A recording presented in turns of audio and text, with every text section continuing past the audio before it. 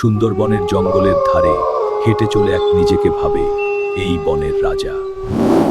তার জঙ্গলে যে ঢুকে সে আর ফিরে যায় না। এই সুন্দরবনের জঙ্গল দিয়ে বুক ফুলিয়ে হাঁটে এক বাঘ, কারণ যেই বেলে অনেক দিন ধরে ভালো খাবার পাচ্ছি না, কেউ আর ভালো গরু নিয়ে আসে না, ধরে খাওয়ার মতো কিছুই নেই। চল জঙ্গলটা একটু ঘুরে দেখি। ওহো, এই তো দাগন। এবার পেয়ে গেছি রে, আজ পেট ভরে খেতে পার। চুপে চুপে। এইবার ধরেই ফেলবো, পালাতে পারবে না। অবশেষ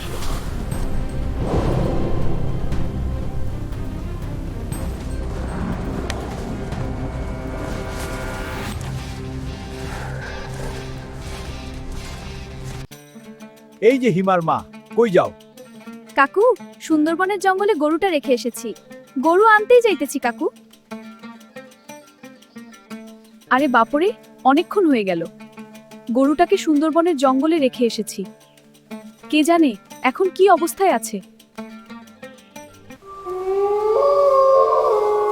আরে বাপরে, আরে বাপরে বাপ, এটা আমি কি দেখলাম গো? আমার গরুটা বাঘে খেয়ে ফেলছে গো। হায় রে কপাল, হায় রে আমার সর্বনাশ। আমার গরুটা, আমার সব সম্বলটা ওকে বাঘে খেয়ে ফেললো গো। আমি এখন কি করি গো? কে গো? রহিমের মা উঠানে বসে বসে কাঁদতেছ কেন? কাকু, আমার গরুটা সুন্দরবনের বাঘে খেয়ে ফেলছে গো। ওই সুন্দরবনের বাঘটা অনেক ভয়ঙ্কর, ওখানে তুমি গরুটা কেন নিয়ে গেছিলে? কাকু, আমি তো জানতাম না। এই জঙ্গল আমার রাজ্য। এ আবার কোনো সমস্যা এলো গো আমার জঙ্গলে?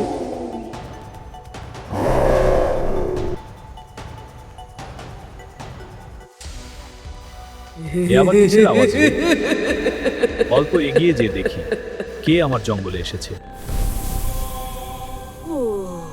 মানুষগুলো আমি খাবো, আর পশুগুলো তুই খাবি। কি বলিস রে বাঘ? ঠিক আছে, আপনি যা ভালো ভাবেন। এবার বাঘ, তুই যা তোর কাজ কর, আমি মানুষ খুঁজি। অনেকদিন হলো কিছু খাই না রে। আরে বাহ রে, এত মাছ! এই জঙ্গলের পাশে আগে কোনোদিন আসেনি গো, জানলে তো আগেই আসতে। একদম ঠিক বলছিস রে, গাছধরি মাছ আর পাঁচ। আজ পাকে রে, দুলতো জানি ভালো লাগতেছে না আমার অত। আরে বাহ, এত মাছ! আজকে এই মাছগুলো বেচে 1 মাস ঘরে বসে খেতে পারবো রে। আর দেরি করিস না, তাড়াতাড়ি মাছগুলো ধরে ফেল। দেখ, জাল ভরে যাচ্ছে। এই, এটা আবার কিসের বাতাস রে? জানি না কেন আমার কেমন জানি লাগতেছে। চল আমরা ফিরে যাই। আরে ধুর, এত মাছ ছেড়ে যাবি নাকি? আগে মালগুলো ধরে নেই, তারপর দেখা যাবে। জানি না কেন রে, এই জায়গাটা আমার বেশি সুবিধার মনে হইতেছে না।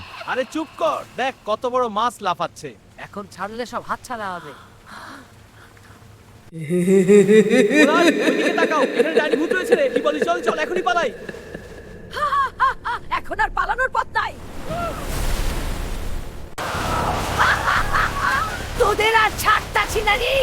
ডাইনি ভূত, আমাদের ছেড়ে দাও গো, আমাদের ছোট ছোট বাচ্চা পোলাপান আছে। আমার এ কি সর্বনাশ হইল গো আমার। আমি এখন কি করব রে? এই ছোট ছোট বাচ্চা পোলাপান নিয়ে আমি কোথায় যাম? কি হয়েছে গো রহিমের মা? এত কান্নাকাটি করতেছ কেন? রহিমের বাবা মাছ ধরতে গেছিল সুন্দরবনের জঙ্গলে। 2 দিন হয়ে গেল, এখনো বাড়ি ফিরলো না গো। রহিমের মা, আর চিন্তা করে কি করবা গো? সুন্দরবন জঙ্গলটা খুব খারাপ, আমি আগেও বহুবার মানা করেছিলাম সেখানে যাওয়ার জন্য। কাকু, কোনো একটা উপায় বলেন গো, না হলে আমার সর্বনাশ হয়ে যাবে।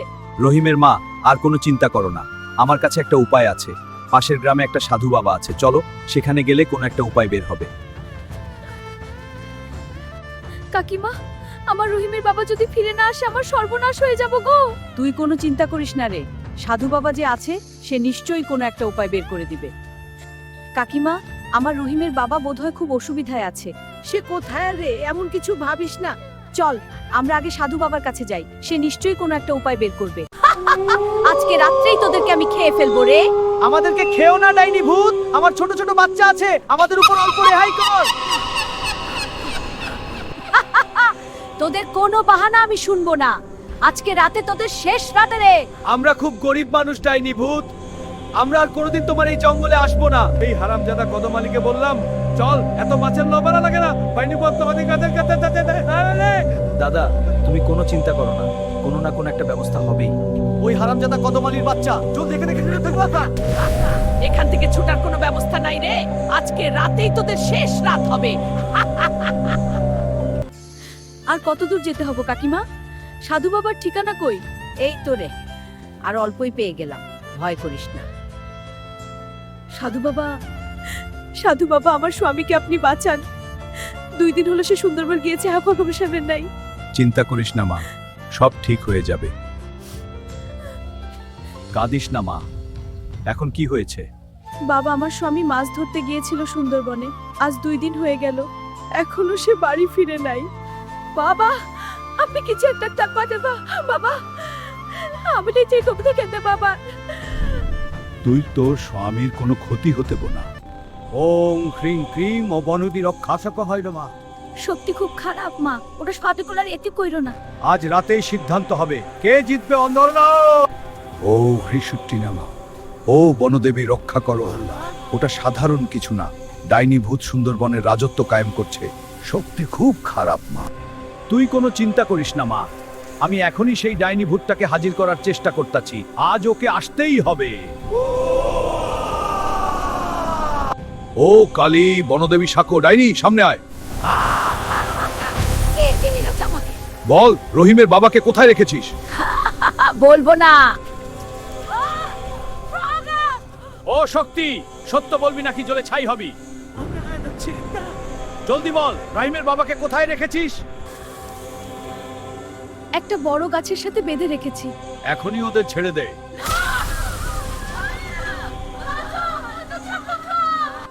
ও ক্রিং কালিকায় নমঃ। এ কি যন্ত্রণা, ছাড়ো আমাকে। অশুদ্ধ না, আমাকে ছেড়ে দাও সাধু, ছেড়ে দাও। এখনই আমাদেরকে রহিমের বাবার কাছে নিয়ে চল, না হলে তোকে এখানে জনমবন্দি করে মেরে ফেলবো। না সাধু বাবা, আমাকে মারো না, নিয়ে যাচ্ছি, চলো আমার সাথে। কোন দিকে যেতে হবে জলদি বল, না হলে এখানেই তোকে মেরে ফেলবো। না না সাধু বাবা, আমাকে মেরো না, আমি বলে দিচ্ছি, ডান দিকে চলো। বল, রহিমের বাবা কোথায় আছে, জলদি বল। আর অল্প এগিয়ে যাও, সামনে একটা বড় গাছ আছে, ওই গাছটার সাথেই ওকে বেঁধে রেখেছি। আমরা এখান থেকে আর ছাড়া পাবো না রে।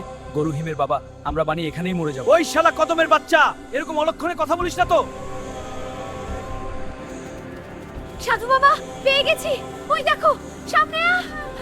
ওগো, রহিমের বাবা। সাধু বাবা, আপনি না থাকলে আমি রহিমের বাবাকে পেতাম না। ভয় শেষ হয়েছে, এবার চলো বাড়ি ফিরে যাই।